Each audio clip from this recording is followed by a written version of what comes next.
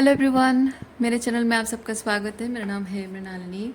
चलिए देखते हैं आज की इस रीडिंग के माध्यम से यूनिवर्स आपको क्या बताना चाह रहा है। ये रीडिंग जनरल रीडिंग है, तो आपको जितना रेजोनेट करता है उतना ही लीजिए। रीडिंग का जो पार्ट आपको रेजोनेट नहीं करता है उसे जाने दीजिए। हो सकता है वो किसी और के लिए हो। और रीडिंग टाइमलेस रीडिंग्स हैं, तो आपको जब भी रेजोनेट करता है आप एनर्जी को क्लेम कर सकते हैं। और जेंडर स्पेसिफिक नहीं है, तो आप अपने हिसाब से रीडिंग का जेंडर स्विच कर सकते हैं। और अगर आपको मेरा काम अच्छा लग रहा है और आपको इस तरह की और भी रीडिंग्स देखनी है, तो आप मेरा चैनल विज़िट कर सकते हैं, मृणालिनी हिंदी टैरो रीडिंग। और आपको जो भी वीडियो के टाइटल अच्छे लगे आप देख सकते हैं। हो सकता है उसमें आपके लिए कोई मैसेज हो, या फिर फ्रेशली अपलोडेड आपको रीडिंग्स चाहिए, तो आप मेरा चैनल सब्सक्राइब कर लीजिए, बेल आइकन प्रेस कर दीजिए, ताकि आपको नए अपलोड्स की नोटिफिकेशन मिल जाए। Okay,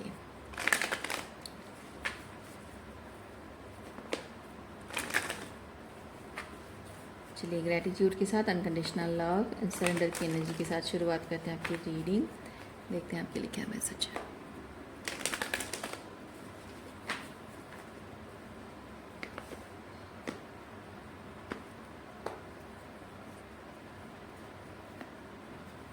okay, 9 of cups. 9 of cups के साथ इमोशनल फुलफिलमेंट है। ओके, सो जीवन को लेकर आप इस वक्त जो भी 3D रियलिटी में आपके जीवन के जैसे भी अनुभव हैं, सुख दुख जो भी चल रहा है आपके जीवन में, उसमें आप, मैं नहीं कह रही हूँ कि आपको दुख में संतुष्ट होना चाहिए, लेकिन जो है, are you able to see that, जो ऑलरेडी है आपके अंदर, क्या उतना ग्रैटिट्यूड है अभी? क्योंकि वो ज़रूरी है। क्योंकि आप अगर अपनी विश फुलफिलमेंट चाहते हो, अगर आप अपनी विश की जो भी चीज़, जो भी लाइफस्टाइल मैनिफेस्ट करना चाहते हो, उसके लिए बहुत ज़रूरी है कि जो ऑलरेडी आपके जीवन में अच्छा है उसको अप्रिशिएट करें, ग्रैटिट्यूड की एनर्जी में रहें। क्योंकि जो है उसके प्रति ग्रैटिट्यूड का मतलब सिर्फ आपके दिमाग में ये ख्याल कि हाँ ये चीज़ है मेरे जीवन में, सिर्फ उतना काफ़ी नहीं है। आपकी एनर्जी भी बतानी चाहिए, क्योंकि आपके दिमाग में आप क्या सोच रहे हो यूनिवर्स वो नहीं देखता है। आपकी एनर्जी ग्रेटिट्यूड शो कर रही है, वो यूनिवर्स को दिखाई देता है। इसलिए बहुत ज़रूरी है ये समझना कि क्या आप ग्रेटिट्यूड की एनर्जी में हैं।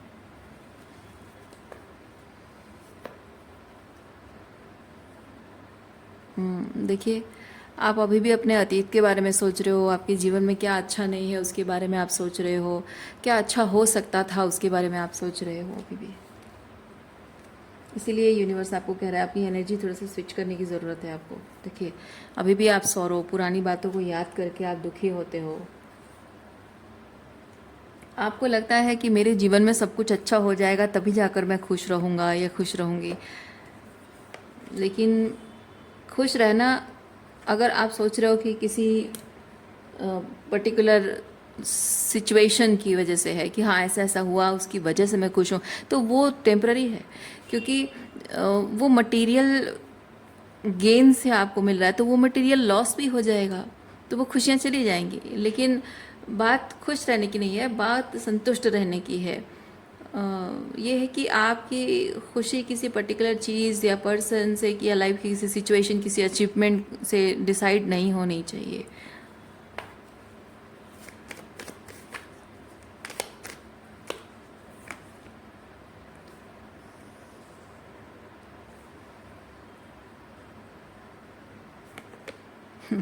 खुशी ऐसी होनी चाहिए जिसे आप निस्वार्थ, मतलब निस्वार्थ नहीं, आप बेझिझक किसी से शेयर कर सको। ओके, आपको ये सोचना ना पड़े। जैसे कि मान लीजिए आपके पास कोई एक चीज़ आपने ख़रीदी है और वो आपकी खुशी को डिफ़ाइन करता है, तो वो चीज़ आप किसी के साथ शेयर नहीं कर पाओगे। हो सकता है किसी को आप शेयर नहीं कर पाओगे, किसी को दे नहीं पाओगे, या फिर किसी को दिखा नहीं पाओगे। तो कहने का मतलब ये है कि जो आपने नई चीज़ खरीदी है वो, अगर आप शो ऑफ नहीं कर पाए, है ना, अगर आप लोगों को दिखा नहीं पाए, शो ऑफ नहीं कर पाए, तो वो खुशी वहीं ख़त्म हो जाती है। तो कहने का मतलब यही है कि आप अंदर से ही खुश हो, संतुष्ट हो। वो आपकी वाइब्रेशनल अलाइनमेंट जो है वो कैसे आई है। जब कोई इंसान दुखी है, तकलीफ़ में है, जब आप उसके साथ बैठते हो, कुछ ऐसी कोई बात कह देना, कुछ ऐसा जेस्चर है या कुछ है, जब आप उसे शो करते हो, या इवन if आप अगर उस इंसान के लिए कुछ नहीं भी करते हो तो भी कहीं ना कहीं किसी न किसी तरीके से अगर उस इंसान को कोई एक मैसेज पहुंचना होगा ना, तो यूनिवर्स अपने आप पहुंचा देगा कि देखो इसकी लाइफ में ना ये प्रॉब्लम चल रहा है, फिर भी उसके होठों पे हमेशा मुस्कुराहट है, फिर भी वो संतुष्ट रहता है। उसके जीवन में ये कमी है, फिर भी देखो कमी के बावजूद भी वो लोगों में शेयर करना नहीं छोड़ रहा है, गरीबों की मदद करना नहीं छोड़ रहा है, ज़रूरतमंदों की मदद करना नहीं छोड़ रहा है ना। कुछ ना कुछ तरीके से यूनिवर्स अपने आप दिखा देगा, आपको ज़रूरत नहीं पड़ेगी किसी को दिखाने की। ये दिखाने वाली चीज़ नहीं होती है।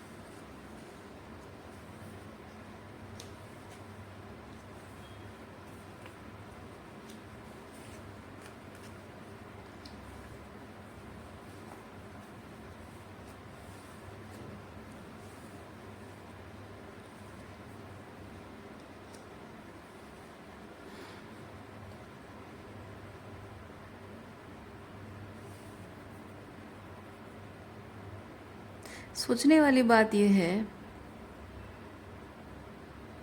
इस वक्त आपकी ज़िंदगी में खुशी कहने को क्या चीज़ है जो आप मांग रहे हो यूनिवर्स से? क्या ऑलरेडी है? नहीं, क्या मांग रहे हो? क्योंकि मैं फील कर रही हूँ खुशी कहने को जो चीज़ आप मांग रहे हो यूनिवर्स से, शायद शायद वो चीज़ आपके हाईएस्ट गुड को सर्व नहीं करता है। शायद जैसे कि आप एक रिलेशनशिप चाहते हो, वो रिलेशनशिप आपके हाईएस्ट गुड को भले ही सर्व करता हो, लेकिन शायद वो इंसान आपके हाईएस्ट गुड को सर्व नहीं करता है।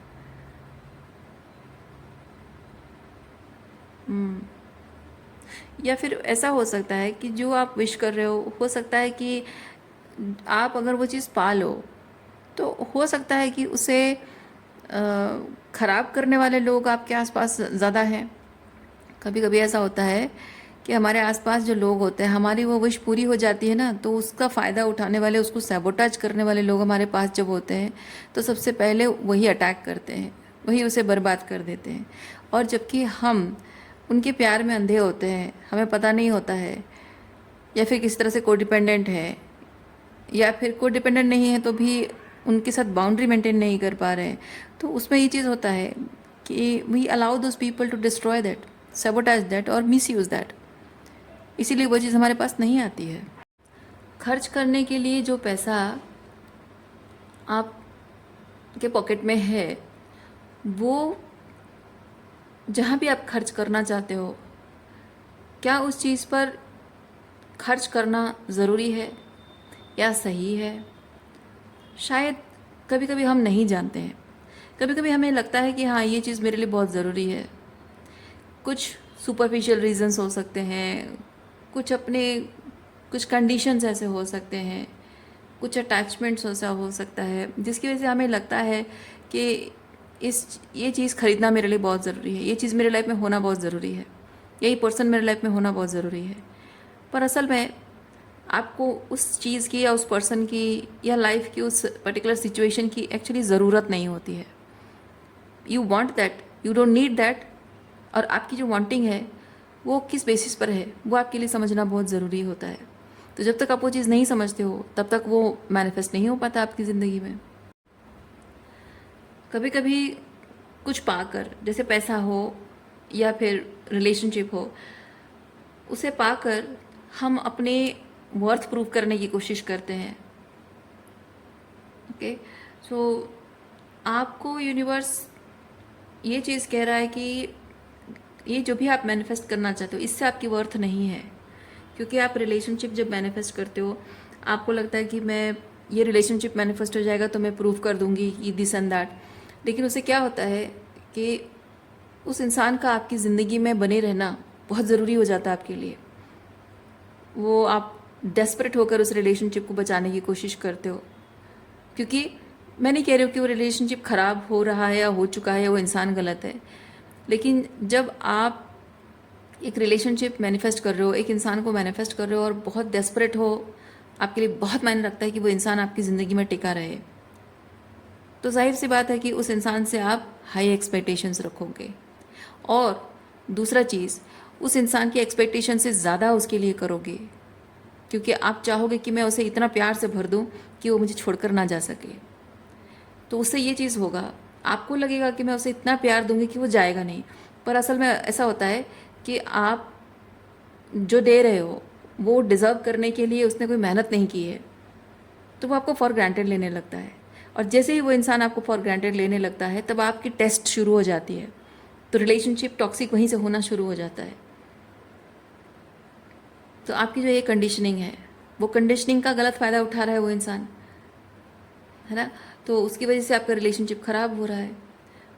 तो पैसा भी वैसे ही है। अगर आप पैसा मैनिफेस्ट करना चाहते हो लेकिन आप पैसों से अपनी वर्थ प्रूव करना चाहते हो, तो जाहिर सी बात है कि पैसा आपके ईगो को बूस्ट करने के लिए होगा। लेकिन जिस दिन आप पैसा नहीं मैनिफेस्ट करोगे, मान लीजिए पैसा बंद हो गया आना, नौकरी चली गई, या जो काम कर रहे हो वो काम बंद हो गया है, पैसा आना बंद हो गया, या फिर पैसे से आप जो जो लग्जरी लाइफ क्रिएट कर रहे हो, जिनके साथ जिनको प्रूव करना चाहते हो सकता है उनसे ज़्यादा लग्जरी लाइफ आप क्रिएट करना चाह रहे हो। ओके, हो सकता है कि आप ऑल ऑफ ए सडन आपको पैसा मिल जाए और आप ऑल ऑफ ए सडन उस पैसे को ऐसी चीज़ों पे खर्च कर दो जो कि सिर्फ शो ऑफ के लिए है, सिर्फ कंपटीशन के लिए है, अपनी एनवी जेलसी को, अपनी ईगो को सेटिस्फाई करने के लिए है। तो आप जहाँ उस पैसे को कुछ कंस्ट्रक्टिव वे में इस्तेमाल कर सकते हो, शो ऑफ में आपने बर्बाद कर दिए वो पैसे। तो इसीलिए वो माइंडसेट जैसा होता है ना, एनर्जी जैसी होती है, अकॉर्डिंगली वो चीज़ आपको मिलना या फिर डिले होना वो डिसाइड होता है। ओके, इसीलिए बहुत ज़रूरी है आपका ये समझना, मेंटली क्लियर होना बहुत ज़्यादा ज़रूरी है कि आप जो भी मैनिफेस्ट करना चाहते हैं, जो भी विश आप फुलफ़िल करना चाहते हैं, वो किस बेसिस पे आप करना चाहते हैं, क्या माइंडसेट है आपकी, आपने क्या प्लान कर रखा है। नहीं, आप जो भी मांग रहे हैं यूनिवर्स से, उसका मूल कारण क्या है, आपको दिल की गहराइयों में जाकर उसे पूछना होगा, अपने आप से पूछना होगा कि आखिर मुझे क्यों चाहिए। और अगर मैं ये चीज़ करूं, अगर मैं इस तरह से इस चीज़ को मैनिफेस्ट करूं, तो क्या मुझे रिजल्ट देखने को मिलेगा। ओके, आप कहोगे कि अगर मैं किसी इंसान को इतना प्यार दूं, इतना प्यार दूं, इतना प्यार दूं, तो वो तो फूले नहीं समाएगा और मुझे छोड़कर कभी नहीं जाएगा। वो ऐसा आपको लगता है क्योंकि आपको ज़िंदगी भर कभी प्यार मिला नहीं होता है, इसलिए आप सोचते हो कि अगर मुझे कोई इतना भर भर के प्यार दे तो मैं तो उसे छोड़कर कभी ना जाऊं। पर असल में ऐसा होता नहीं है। असल में ऐसा होता नहीं है। जब आप किसी को उसके अधिकारों से, उसके कर्तव्य से, उसके अकॉर्डिंग अगर उसके लिए कुछ चीज़ें करते हो, उसके अकॉर्डिंग आप रिश्ता निभाते हो, तब वो बैलेंस मेंटेन होता है। लेकिन अगर वो उसका अधिकारी नहीं है, उसके लिए उसके उतने एफर्ट्स नहीं हैं, उसका उतना कमिटमेंट नहीं है, पर आप देते जा रहे हो उसके लिए, तो उसे ज़रूरत ही क्या, वो ज़रूरत ही महसूस नहीं होगी। आप देखो ना बच्चों को, जब पिता स्ट्रिक्ट होते हैं, जब भी पिता डिसिप्लिन करते हैं, स्ट्रिक्ट होता है, क्यों? माँ सॉफ्ट होती है, क्यों? और माँ का इन्फ्लुएंस अगर बच्चे पर ज़्यादा है, माँ अगर बच्चे को कह रही कि हाँ चलो ठीक है कोई बात नहीं, जॉब नहीं लगी तो क्या हुआ, ठीक है कोई बात नहीं, मतलब बच्चा वेला बैठा है, कुछ काम नहीं कर रहा है, पढ़ाई नहीं कर रहा है, और माँ कह रही कि हाँ ठीक है भाई कोई बात नहीं, तू कर लेना अपने टाइम से, कहाँ कुछ भागा जा रहा है, तो वहाँ पे ना बच्चों का एक कंफर्ट जोन बन जाता है, तो माँ के साथ वो ज़्यादा कंफर्टेबल होने लगते हैं, क्योंकि माँ उनके मैस्कुलिन ईगो को बढ़ा नहीं रही है, बल्कि उनको कंफर्ट जोन दे रही है। लेकिन पिता जब उनको पुश करते हैं, ओके, पिता जब उनको पुश करते हैं तो बच्चों का मैस्कुलिन ईगो बढ़ता है, और वो कुछ करना चाहते हैं, लाइफ में कुछ बनना चाहते हैं। और वहाँ पे एक टॉक्सिक साइड भी ये हो जाती है कि बच्चों को कुछ बनने के लिए, कुछ करने के लिए पुश करना एक चीज़ होता है, और उनके अहंकार को ठेस पहुंचाकर, उनके ईगो को, सेल्फ रेस्पेक्ट को ठेस पहुंचाकर उनका अपमान करना, उनको नीचा दिखाना, वो एक टॉक्सिक साइड भी हो जाती है। मैं उस चीज़ को प्रमोट नहीं कर रही हूँ, मैं उस चीज़ के बारे में नहीं कह रही हूँ जहाँ फादर बच्चों को बहुत अपमानजनक बातें कहते हैं, ताकि उनको लगता है, कुछ फादर ऐसे होते हैं, उनको लगता है कि इसके ईगो को ठेस पहुँचाई जाए, उसको डिसरेस्पेक्टफुल बिहेवियर किया जाएगा तो ईगो को ठेस पहुँचेगी और वो कुछ कर दिखाएगा। पर असल में वो उनके लिए भले ही काम किया हो, पर कहीं ना कहीं एक मन में घाव रह जाता है, ठीक है। वो भले ही उनको रिजल्ट, क्योंकि कुछ लोग ऐसे होते हैं ना जो रिजल्ट देखते हैं कि रिजल्ट अल्टीमेटली क्या हुआ है, कि आज मैं बड़ा इंसान बन गया हूँ, आज मैंने पैसा कमाया, आज मैं बड़ा अफसर बन गया हूँ, ये वो, तो रिजल्ट अच्छा दिख गया तो चाहे उन्होंने कुछ भी अब्यूज़ किया हो, क्या फ़र्क पड़ता है? फ़र्क ये पड़ता है कि उनके मन के किसी कोने में वो जो कड़वी बातें कही गई हैं, वो जो अपमानजनक बिहेवियर किया गया है, वो घाव है, अभी भी ताज़ा है। वो रिज़ल्ट देखकर वो खुश हो रहा है कि हाँ अच्छे काम कर गया, लेकिन वो घाव अभी भी ताज़ा है, और वो जो घाव का जो इफ़ेक्ट है ना, वो जो इन्फेक्शन है ना, वो उनके इमोशनली इंटीमेट रिलेशनशिप में दिखता है, पत्नी के साथ कनेक्शन में, अपने बच्चों के साथ कनेक्शन में वो दिखता है, पर वो नहीं समझ पाते हैं इस चीज़ को। तो ये चीज़ मैं क्यों कह रही हूँ, ये एक बात का डाइवर्जन नहीं है, मेन टॉपिक से डाइवर्जन नहीं है, क्योंकि इससे भी रिलेशन है।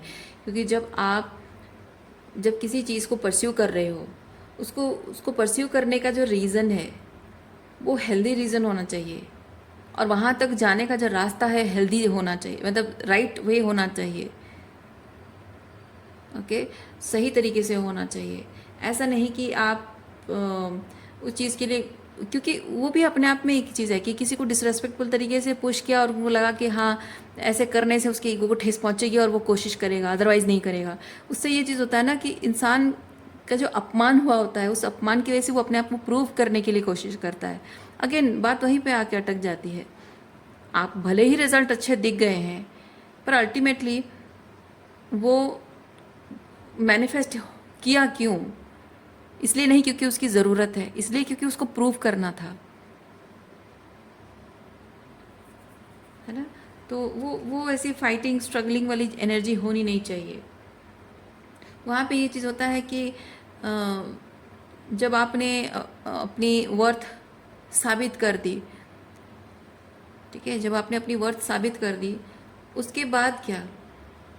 उसके बाद आप नेक्स्ट लेवल पे और आगे बढ़ने के लिए कोशिश नहीं करोगे, फिर आपको उस इंसान का वही टॉक्सिक तरीके से वो पुश आपको फिर से चाहिए, क्योंकि एक बार आदत इंसान की लग जाती है ना कि किसी के ईगो को ठेस पहुंचाई जा रही है और तभी उसको वो पुश महसूस हो रही है, तो उसको आदत पड़ जाती है। उसको ऐसे ईगो ठेस लगने वाली चीज़ होगी तभी जाकर वो करेगा, अदरवाइज़ नहीं करता है, क्योंकि उसे पता है कि उस तरीके के बिहेवियर होने से ही उसको क्विक मतलब उसको रिजल्ट मिले हैं, अच्छे रिजल्ट मिले हैं, तो वो उसी तरीके की चीज़ें, उसी तरह की ट्रिगर होने से ही वो कोशिश करेगा, अदरवाइज़ नहीं करेगा। उसको अगर प्यार से समझा दो, अच्छे से बता दो, उसको अगर जस्टिफाई कर दो हर चीज़ को, उसको एक्सप्लेन कर दो हर चीज़ को कि ये ऐसा करने से वैसा होता है, इसकी वजह से ऐसा होता है, वैसा होता है, वो मानेगा ही नहीं, वो मानेगा नहीं। उसको हमेशा चैलेंज चाहिए। तो उससे हुआ क्या, एक फादर ने, एक toxic father, toxic parent, father की टॉक्सिक पेरेंटिंग का असर बच्चे पर पड़ा, और बच्चे के अंदर वो फादर की टॉक्सिक मैस्कुलिनिटी प्रोजेक्ट हो गई। तो अब वो खुद भी अपने आप के साथ और अपने बच्चों के साथ भी एग्जैक्टली वही बिहेव करेगा, और दूसरों के साथ भी, अपने दोस्तों के साथ, अपने रोमांटिक पार्टनर के साथ, हर किसी के साथ एग्जैक्टली वैसे बिहेव करेगा। हर किसी के लिए रिलेशनशिप को एक चैलेंज बना देगा। हर किसी के लिए वो ये एहसास जताएगा कि मुझे पाना, मुझे खुश करना, मेरा प्यार पाना, मेरा अटेंशन पाना, it's a challenge for you. तो ये चैलेंज एक्सेप्ट करो और कोशिश करो, अदरवाइज आई एम आउट। तो इस तरह के बन जाते हैं लोग। तो फादर का जो टॉक्सिक मैस्कुलिनिटी है बच्चों में प्रोजेक्ट हो जाता है। और अगर ये चीज़ हुआ है तो वहाँ पे आपको हीलिंग करनी है। आप अपने फादर को एक तरह से मतलब अपने फादर की एनर्जी को रिफ्लेक्ट कर रहे हो, तो भी आपको हीलिंग करनी है, या फिर आपके फादर के टॉक्सिसिटी की वजह से आपके जीवन में ये सब चीज़ें होती रही हैं, और टॉक्सिक मैस्कुलिन बॉयफ्रेंड या हस्बैंड को आपने मैनिफेस्ट किया है, फ्रेंड्स को मैनिफेस्ट किया है, तभी आपको हीलिंग करनी है। मतलब अब्यूज़र की तरह, देखिए मैं नहीं कह रही हूँ कि आप अब्यूज़र की तरह बन गए हो, उनकी तरह बिहेव कर रहे हो तो आप अब्यूज़र बन गए हो, मैं नहीं कह रही हूँ। और पर ऐसा होता है, आप भले ही किसी को अब्यूज़ नहीं करना चाहते हो, ये प्रैक्टिकल रियलिटी है, आप अब्यूज़ नहीं करना चाहते हो, लेकिन अब्यूज़र के साथ रहकर आप अब्यूज़र के एनर्जी को एम्बॉडी कर लेते हो, आपको खुद भी पता नहीं चलता है। ओके क्योंकि लोग ना मेहनत नहीं देखते हैं, तरीका नहीं देखते हैं, रास्ता नहीं देखते हैं, लोग सिर्फ रिजल्ट देखते हैं। ये कॉमन ह्यूमन टेंडेंसी है। तो आपको जब रिजल्ट दिख गया है तो आपको लग जाता है कि वो जो टॉक्सिक तरीके से चीज़ें की गई हैं बस वही अल्टीमेट ट्रूथ है, वही सब सही है। और उस इंसान को लोग आइडियलाइज भी करने लग जाते हैं, उस टॉक्सिक इंसान को।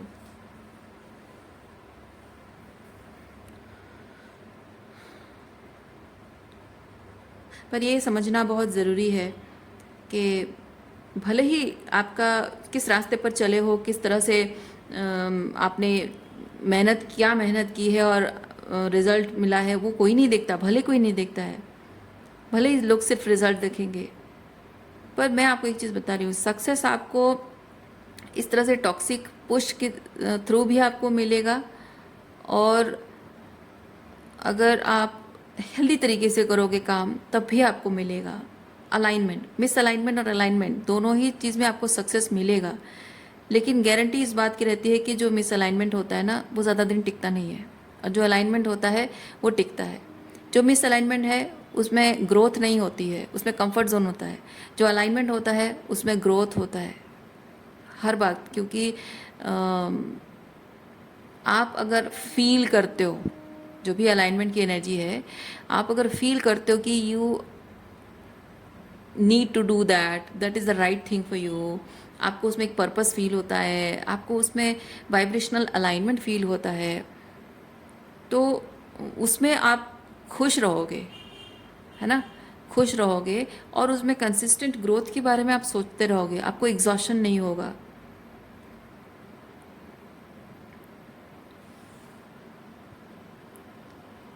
मैं आपको और एक चीज़ बताना चाहूँगी, आपके, ये तो मैं करियर के बारे में ये चीज़ बता रही हूँ, रिलेशनशिप में के बारे में मैं आपको एक चीज़ बताती हूँ।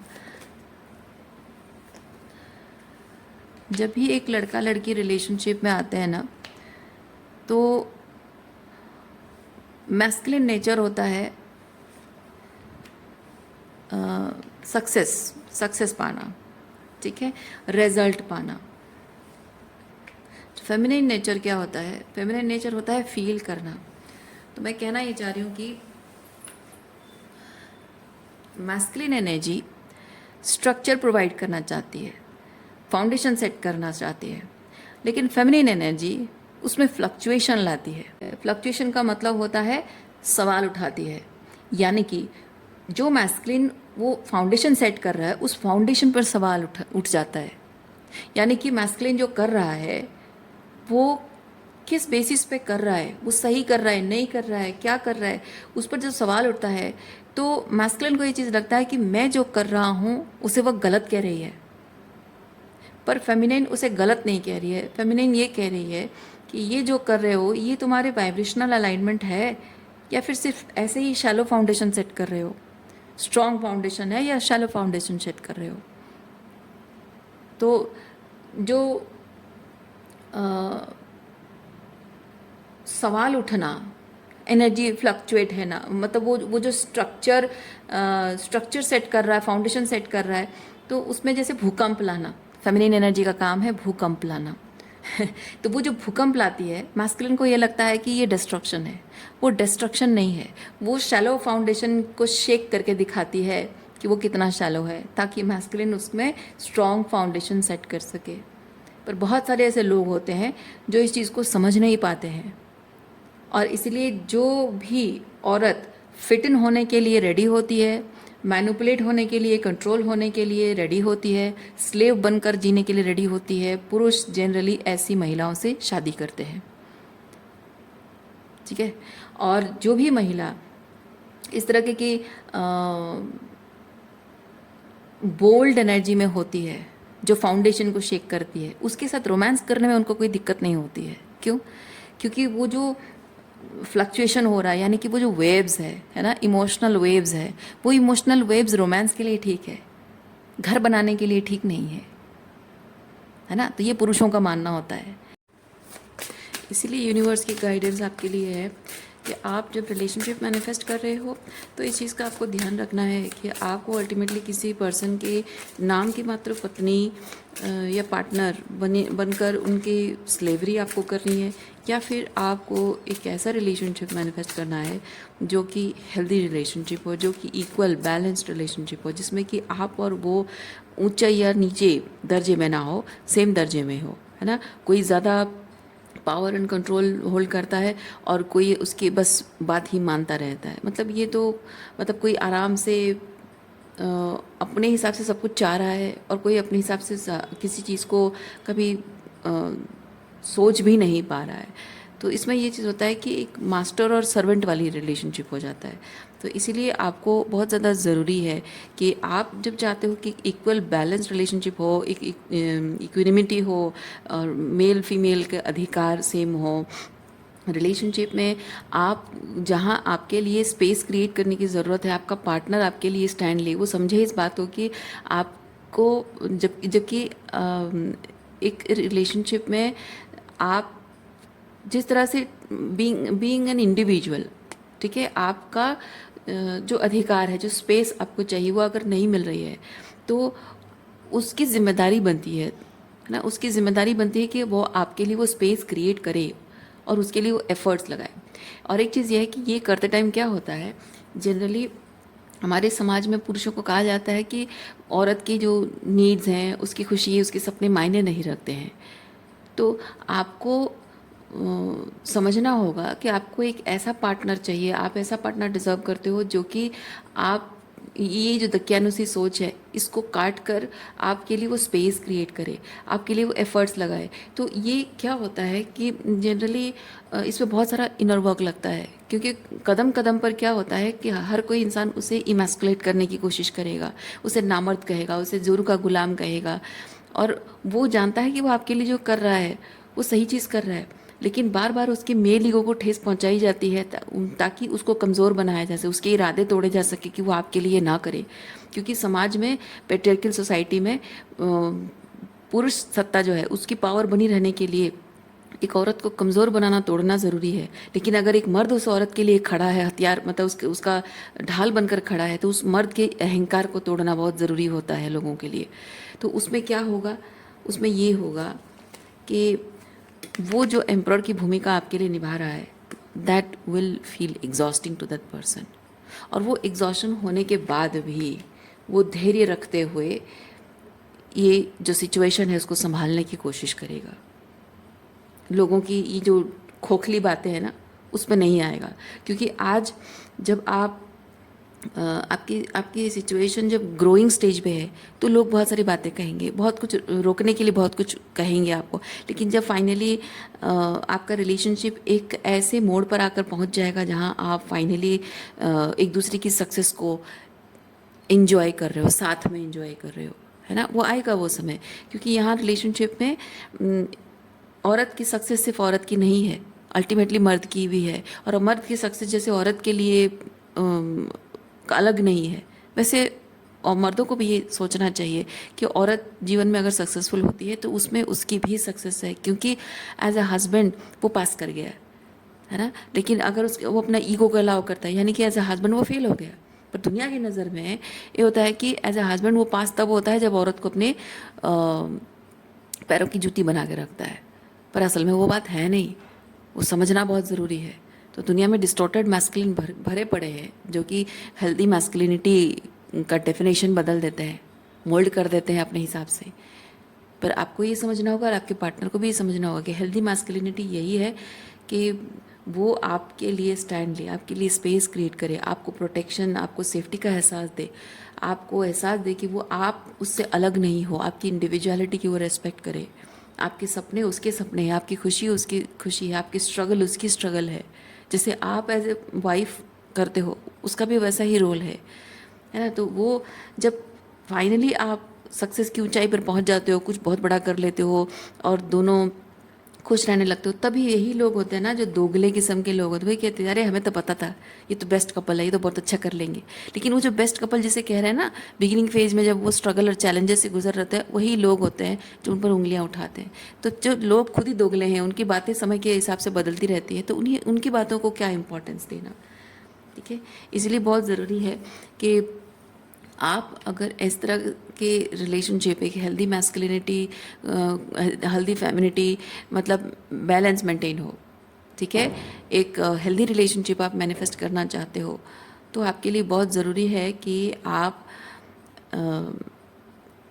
समाज का जो पुश है, प्रेशर है ना आपके ऊपर कि ये कर लो, ये लड़का अच्छा है, अच्छा कमाता है, दिखने में अच्छा है, ये हालांकि दिखने के बारे में उतना ज़्यादा नहीं होता है, मेनली लोग पैसे के पीछे भागते हैं, बहुत कमाता है, फॉरेन में ये है, ऐसा है, वैसा है, कर लो शादी। या फिर कम उम्र का है, कल कल को तुम थोड़ी उम्र बढ़ जाएगी तो तुमको और बूढ़ा हस्बैंड मिलेगा, या फिर शायद कोई नहीं मिलेगा, या फिर कॉम्प्रोमाइज़ करना पड़ेगा।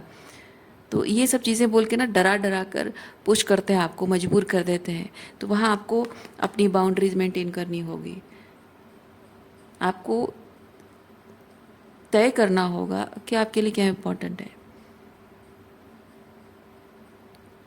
ओके,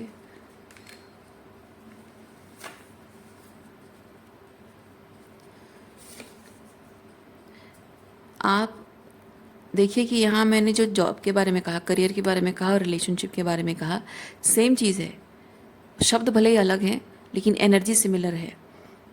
तो इस पैटर्न को ब्रेक करना वो आपका लाइफ का पर्पस है, आपके करियर में और आपके रिलेशनशिप में, दोनों में ही अच्छा अच्छा रिजल्ट आपको तभी दिखेगा, बरकत तभी होगी, अच्छा चीज़ आप अच्छी एनर्जी को मैनिफेस्ट तभी करोगे जब आप इस पैटर्न को ब्रेक करोगे।